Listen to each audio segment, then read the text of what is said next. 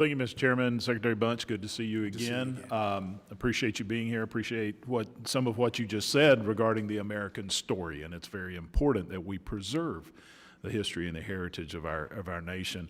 And one of those just being who we are as a people, as well as our government and our rights that we have, being especially a First Amendment right, comes up quite often these days. And as I explained to people that the First Amendment doesn't exist to only protect the speech you're comfortable with, but the things you're uncomfortable with. And it brings me to one of my favorite museums that you have as an Air Force veteran, as an aviator and aviation enthusiast, and it's one of the closest museums to Capitol Hill, which is one that I tend to visit frequently, especially when you do the movie nights with the IMAX. I think there's a lot of great things that goes on there. But earlier this year at the Air and Space Museum, you had to settle a lawsuit that was filed against the museum when students were kicked out for wearing pro-life hats. It was a huge concern, still a large concern, especially when you talk about the American story. These young people have their rights to express their political beliefs as well. Now, we've been assured that this was a mistake on the part of security guards being misinformed, but is this reflective of a broader bias by the Smithsonian, or was this an isolated incident? This is clearly an isolated incident, because think about that day, the March for Life. There were hundreds of people that went to different parts of the Smithsonian and were accepted, no problem at all.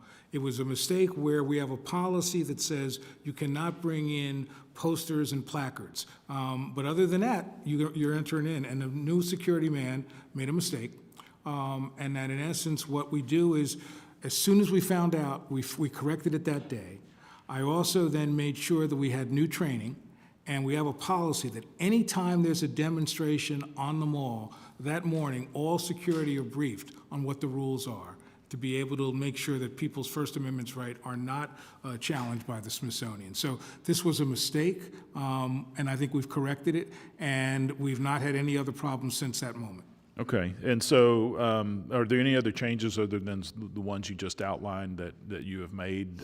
Increased training and better communication? Yeah, I think that's what's really important, to make sure that works. And then we test to make sure. I get a briefing after every demonstration that anything happens. So we're on this as part of the process of improving the Smithsonian communication. But even if there was a demonstration, somebody shows up wearing a Life Matters shirt, yep, they're fine. Okay, no problem. Move on to another subject. In 2022, Smithsonian hosted an annual Folklife Festival with the United Arab Emirates Ministry of Culture and Youth as the headline sponsor.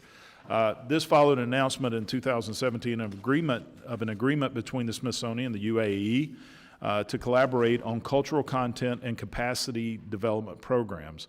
It opens the question as to why a foreign nation would be allowed to sponsor an American Folklife Festival in the first place, or as you said, the American story.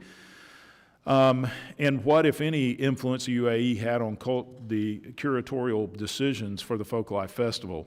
Months after this festival, the Washington Post reported that U.S. intelligence officials had compiled a classified report on the UAE's attempts to influence domestic American politics.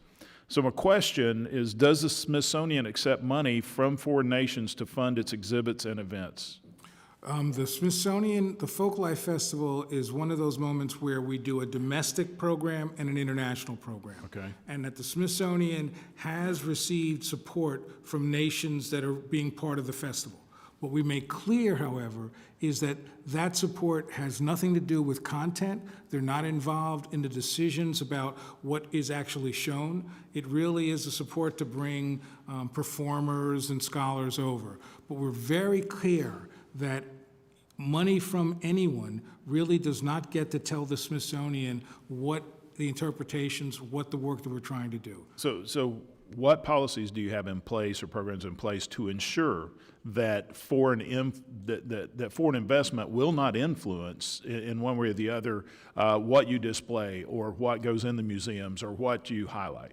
We have written policies to do that. We also have several opportunities to vet these things, so that when issues are brought forward at a festival, for example, first it's the responsibility of the festival director to make sure that his or her staff is following the rules. Then we bring it up to a higher level within the central administration, that we make sure that there aren't those moments where funding really reshapes the kind of work we want to do. All right. Well, thank you. I yield back.